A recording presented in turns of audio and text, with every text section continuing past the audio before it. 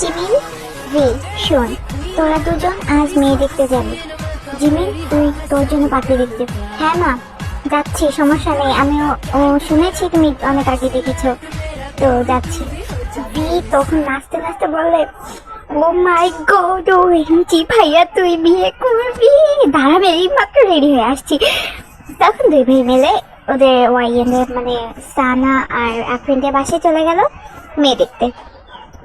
চলো এবার পরিচয় দিয়ে দিই। এই হলো কিমতেইয়ং আর এটা হলো জিমিন, যারা দুই ভাই। সো কথা বলতে বলতে ওরা কিন্তু পৌঁছে গেছে। তো ওরা পুরো বাড়িটা ঘুরে দেখে কলিং বেল বাজালো। ওয়াইয়েনে মানে সানার মা এসে দরজা খুলে দিল। তখন জিমিন গিয়ে সোফায় বসলো। বসার পর সানা আসলো।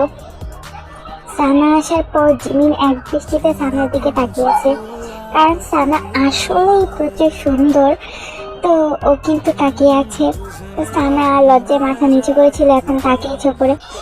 তারপর ওরা উপরে কথা বলতে চলে যায়। আর এইদিকে আফরিন দৌড়ে দৌড়ে এসে তেইয়ংয়ের ডিরেক্ট কোলে পড়েছে। কোলে পড়ে তেইয়ংয়ের প্যান্টের বেল্টই খুলে ফেলে। সো এতে তো বেচারি তেইয়ংয়ের প্যান্ট খুলে ফেলার কারণে তেইয়ংয়ের প্রচুর রাগ হয়ে ওকে বকতে থাকে। তো জিমিন ওয়ানের সাথে উপরে গিয়ে কথা বলছে। সো আমাদের মিষ্টি হাসি হচ্ছে, তো অনেক কিউট। সো অনেক কিউট কিউট কথা বলছে ওয়াইনকে, যে ওর নাম কি, এই সেই ওরা এইসব বলে আর কি চলে যায়।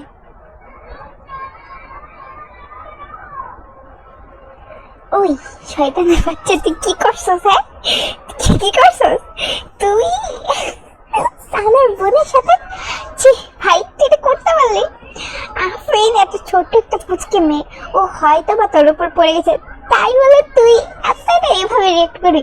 ভাইয়া তুই বুঝতে পারছিস না, আমার প্যান্ট খুলে ফেলেছে। কি হয়েছে? প্যান্ট খুলেছে? প্যান্ট খুলে ফেলেছে আমার ভবিষ্যৎ। ভাইয়া তুই কিরকম মানুষ ভাইয়া? তোর যদি খুলতে তুই কি করতে? আমার খোলে আমি দেখে নিতাম, তোর মতো এরকম করতাম না। হ্যাঁ বুঝছি, হয়েছে। মানে ভাইয়া সত্যি সিরিয়াসলি আমার আমার আন্ডার প্যান্ট না থাকলে আমি আজ কি করতাম ভাইয়া? আচ্ছা যাই হোক, ওয়েডিং ডে ওরা বিয়ে করে একদম বাসায় চলে আসলো। জিমিন আর ওয়াইনকে নিয়ে বাসায় চলে আসে। জিমিন আর ওয়াইন রুমে বসে গল্প করছে। জিমিন সবই বলছে আর কি, এরকম যে কোথা থেকে কি, যে ওরা জেনে পরিচিত আর ও কি জব করে, এই ওর ফ্যামিলি সম্পর্কে সবই বললো। অ্যান্ড যে তেইয়ং সম্পর্কেও, যে তেইয়ং খুবই ভালো ছেলে, সেই সানাও ওর ব্যাপারে অনেক কিছু বললো জিমিনকে। তো এরকম বলে জিমিন ফ্রেশ হতে চলে গেল। জিমিন ফ্রেশ হতে বাথরুমে গিয়ে ফ্রেশ হচ্ছে আর কি। সো ও ফ্রেশ হচ্ছে আর ওয়াইএনকে এসে কিছু বলছে, কথা আর কি, মানে বুঝছেই তো তোমরা। তো তখনই ওয়াইএনদের রুমে ভি আসে। ভি মানে তেইয়ং আসে। তেইয়ং এসেই একদম ডিরেক্ট বলতেছে, ভাবি তোমার ছোট বোনকে আমার লাগবে, তোমার ছোট বোনকে আমাকে মানে ওকে বলো না আসতে, এসে বলছে। তো তোমরা বুঝতেই তো পারছো। তখন ওয়াইএন মানে সানাও রাজি হয়ে যায়। সো তেইয়ং নাচতে নাচতে রুম থেকে বেরিয়ে বলে, হ্যাঁ মিসেস আফরিন, এবার তুমি কোথায় পালাবা? এবার তোমার আমার হাত থেকে ছাড় নাই। সো সানা মানে সানার বোন বাসায় এসে পৌঁছালো মানে আফরিন। সো ও কিন্তু পৌঁছেই নাচতে নাচতে একদম নাচছে, কারণ হচ্ছে ওর বোনের বিয়ে হয়ে গেছে। তো এখন ও বাসায় একলা। তো তাই এই জায়গায় বোনের শ্বশুর বাড়িতে আসছে, তাই ওর অনেক খুশি। বাট দুঃখজনক বিষয়, ওর অনেক প্রেশার এসে যায়, তাই সে দৌড়ে একটা বাথরুমে চলে যায়। বাট আনফর্চুনেটলি সেই বাথরুমটা ছিল তেইয়ংয়ের, আর সেখানে তেইয়ং বসেছিল। তো দেখি কি মানে আফরিন, তুমি এই জায়গায় কি করছো? আফরিন বললো, আরে আমি তো আচ্ছা পরে বলো, আগে তুমি তো কিছু করে নাও। এইসব বলে তেইয়ং কিন্তু বাইরে চলে যায়।